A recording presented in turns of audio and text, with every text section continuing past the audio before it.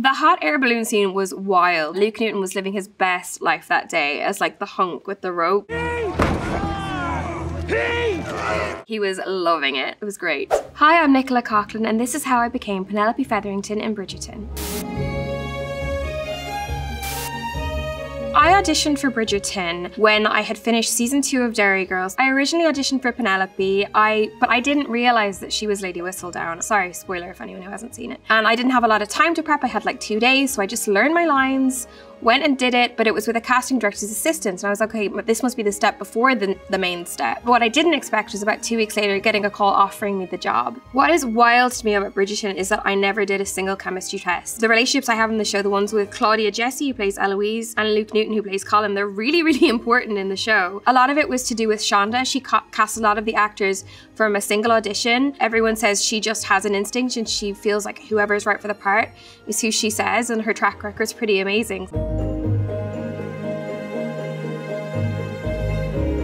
In the beginning of season 1 of Bridgerton, we had a historical advisor called Hannah Grieg, who was an expert in the Regency era. We all know we're not like aiming for historical accuracy. Bridgerton is its own thing. She showed us a lot of pictures. I remember one that really stood out to me. It was of 3 young ladies lounging on a couch. And aside from the dress and, you know, the really like gilded interior, it just looked like any 3 girls chilling out on a couch. And that, I went, okay, they're not statues. People at home chilled and they laid back on couches and they put their feet up. I wanted to have that differentiation between her at home chilling out, being herself, not having all the eyes on her, and then when the queen is in the room, you've got to hold yourself differently. But with Penelope, I think I was really lucky because I always love having as much source material as possible. We have Julia Quinn's Bridgerton series, the books in which the show is based on. So I reread those a lot. I read the 4th book, which is Colin and Penelope's book, to get as much of an insight on her as possible. But it was interesting because she's a lot older in that book. So I had to take like, you know, anecdotal things of how she was like when she was young. A lot of it felt like my preparation was in the physicality of her.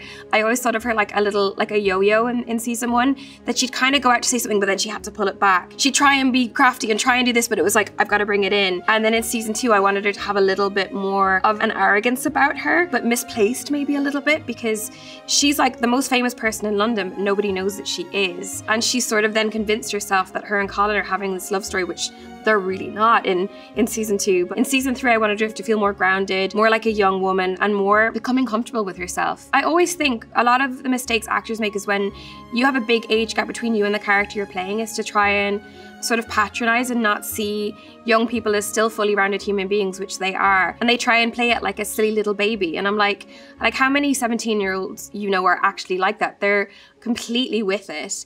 So I just was like, she's a younger girl, but I'm still playing her as a human, a fully rounded human. So I think it was about innocence of her, but also not undermining her intelligence. So when it comes to like Claire from Derry Girls versus Penelope, I sometimes think of characters in terms of energy. Like Claire is like up here, it's like frantic, frenetic energy, and it's, you know, the speech is very like rat-a-tat-tat with her, and it's this sort of internal pace that's just go, go, go, go, go. All these old women were taking their tights off and handing them to the driver. Whereas I feel like Penelope is far more grounded, and she's a real observer and takes things in. You can always tell when a suitor is serious about courtship just by how he looks when a young lady dances with another. They're both quite bookish, they're smart, but Claire cannot keep anything in and Penelope keeps everything in. I absolutely adore the dance lessons. It's something that's been so central to the show since season 1, and Jack Murphy has been our choreographer throughout that time, and he's the most wonderful man. Season 1, the first dance I got to do with Colin is called The Siege of Ennis, which is really strangely a very famous Irish dance that I've known since I was a little girl. We were the contrast to the Duke and Daphne, who had this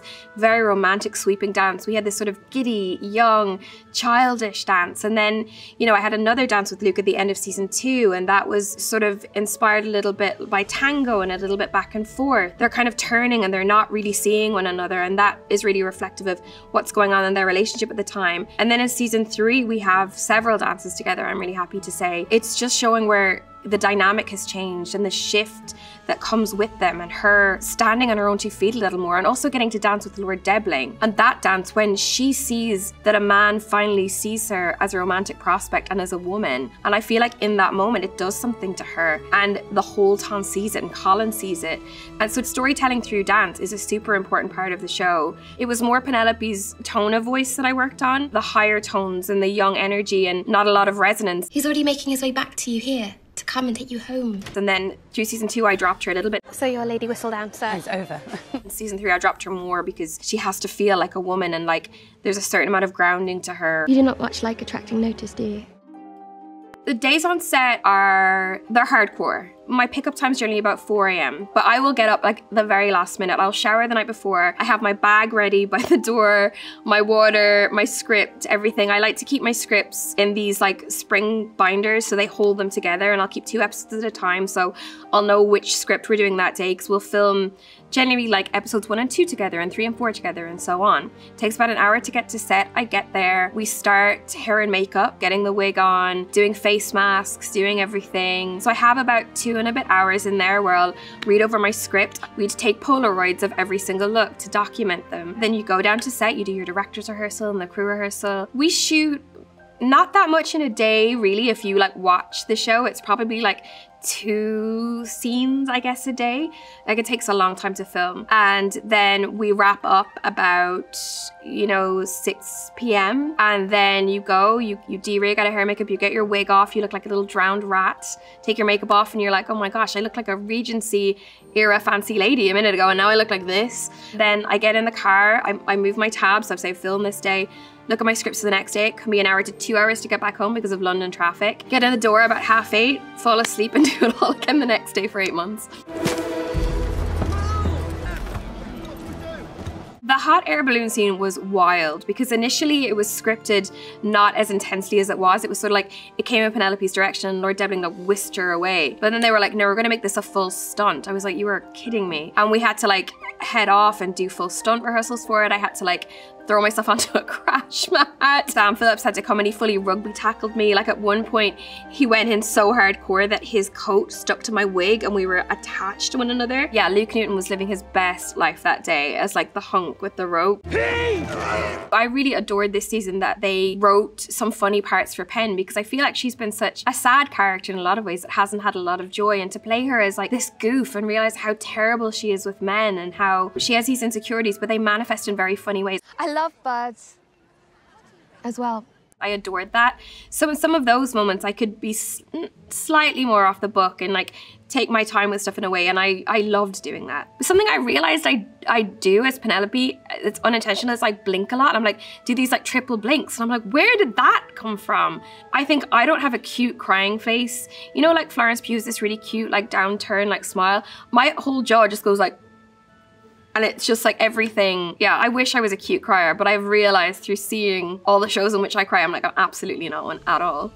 When we were filming the carriage scene, I remember reading that scene in the books, and it's super steamy in the books. So we knew that it was a big deal because the show is so much about those intimate moments. It's a real part of the story. Sometimes you see shows and you're like, well, why is this in there? With Bridgerton, it never feels like that because it's about female pleasure and intimacy and romantic connection at a deep level. Immediately it was like, that's terrifying. I don't know if I can do it. I don't know that I feel ready. So I had a long time to mentally and physically prepare for it. I am very, very lucky that I've known Luke for like 4, almost like 5 years now. We could talk about it with one another, and that makes a huge difference, because I think if I was going into it with someone I didn't have a good dialogue with, I'd feel even more intimidated than I already did. What was beautiful actually is that we had an incredible intimacy coordinator called Lizzie Talbot, who's worked on seasons 1 and 2, but we had a lot of say in what we wanted to do. We felt a lot of ownership over it, and sometimes people misunderstand an intimacy coordinator and they say, you know, is it like a dance routine in which like your hand goes here and you kiss at this point? It's not really like that. We got to do it in a really organic way, but in that scene, a lot of it was just Luke and I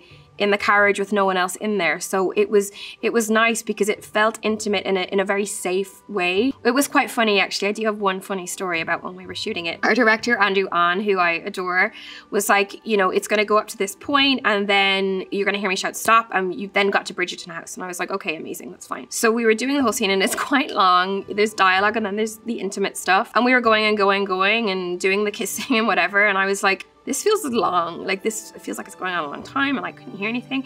So we just sort of kept doing it, and I was like, this is going on for ages, like I don't understand. And then I just sort of like took it to myself. I was like, oh, the carriage is stopped. You know, I was like in character, but I was like, okay, they called cut, and he came over and he was like, what were you doing? We went, what? He's like, why didn't you stop? And I was like, what do you mean? He was like, I was shouting, cut, cut. But the carriage was like a little sound booth, so we had not heard it. I'm sure everyone was like, what are they doing? So wardrobe is an enormous part of Bridgerton, an enormous part of getting into character, because you feel so physically transformed when you put those gowns on. This season, like, you start off, they've really brought her back to like this super garish colors, and I was very, very up for that, because I was like, you really want to see that transformation in her. So I feel like then the color palette, she goes into this emerald for her reveal, but I feel like then she goes, that makes me stand up too much, I'm going to pull back and go into soft blues. And then she sort of really starts, the physical transformation and the mental transformation really then start to blend together over time. The thought of doing this season scared me constantly throughout season 2 in the lead up to season 3. And then I finished and I was like, I did it. You know, human beings were a lot more similar than we are different. You know, in season 1, when she was the shy girl in the corner watching the boy she liked dance with someone else, I remember that as a teenager. You know, I remember like dealing with sudden fame with Bridgerton, like she was dealing with Lady Whistledown. The process of loving yourself, like that's still an everyday task. I'm not gonna say I finished filming season 3, I was like, I've figured it out now, but the importance of that and the importance of valuing yourself, nothing is ever gonna make sense until you can give yourself that. So yeah, she's teaching me things all the time.